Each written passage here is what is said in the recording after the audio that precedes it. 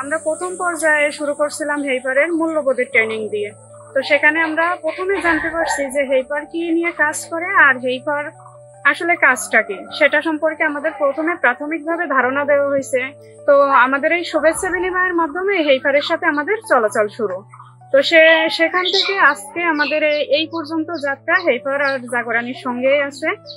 তো প্রথম পর্যায়ে আমাদের 12টা মূল্যবোধের ট্রেনিং এর সাথে একটা ট্রেনিং দেওয়া হয়েছিল, সেটা হচ্ছে নিরাপদ সবজি, যেটা সম্পর্কে আমরা আগে জানতাম না। নিরাপদ সবজি বলতে যেমন এখন আমরা সবজি কিভাবে বিষমুক্ত ভাবে চাষ করা যায় এটা জানতে পারি, কিন্তু আগে আমরা সবজি রাসায়নিক সার, অপরিকল্পিতভাবে জমি চাষ, বাছাই ছাড়া চারা রোপণ, তারপরে মাটি পরীক্ষা ছাড়া সার বপন, বিভিন্ন কিছু যেটা আমাদের বাড়িতে আর কি করতো সে সম্পর্কে কোনো জ্ঞান ছিল না।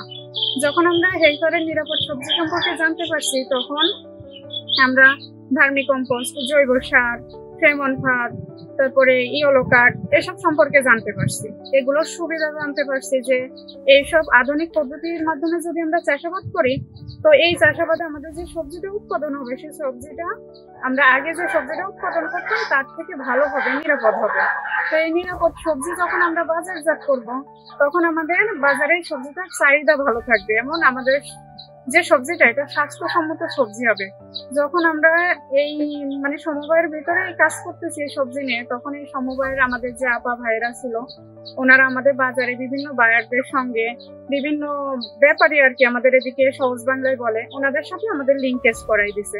করাই দেওয়ার পরে ওনারা সরাসরি আমাদের সবজিগুলো দেখতে আসছে, সবজি যাচাই বাছাই করেছে। যাচাই বাছাইয়ের পরে আমাদের যে সবজিগুলা ফ্রেশ ছিল, সুন্দর ছিল, সেগুলো প্রসেসিং এর মাধ্যমে ওনারা বিক্রির ব্যবস্থা করে দিছে।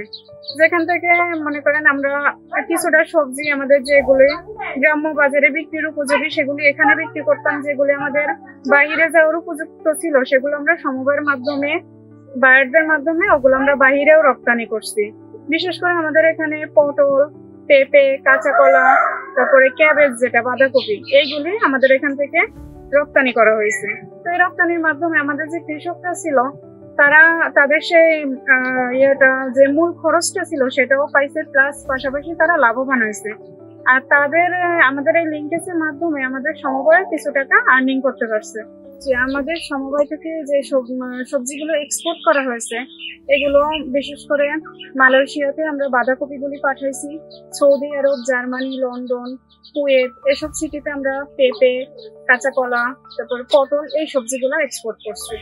আমাদের ভবিষ্যৎ পরিকল্পনা আছে যে আমরা এখানে আমাদের সবজির জন্য নিজস্ব একটা কালেকশন সেন্টার বানাবো, সেখান থেকে আমরা যেন ভবিষ্যতে আরো প্রচুর সবজি এক্সপোর্ট করতে পারি। আর আমাদের যে ফুড এগ্রিকালচারের যে ট্রেনিং গুলো আছে এটা তো আমরা সবাইকে দিতে পারিনি। আমাদের এই 42টা দলে প্রায় 1000 সদস্য আছে। আমরা সবাইকে এই ফুড এগ্রিকালচার সম্পর্কে জানাবো বিভিন্ন প্রশিক্ষণের মাধ্যমে, হেল্পারের মাধ্যমে। আর আরো বেশি বেশি সবজি এক্সপোর্ট করার ইচ্ছা আছে আমাদের ভবিষ্যৎ পরিকল্পনায়।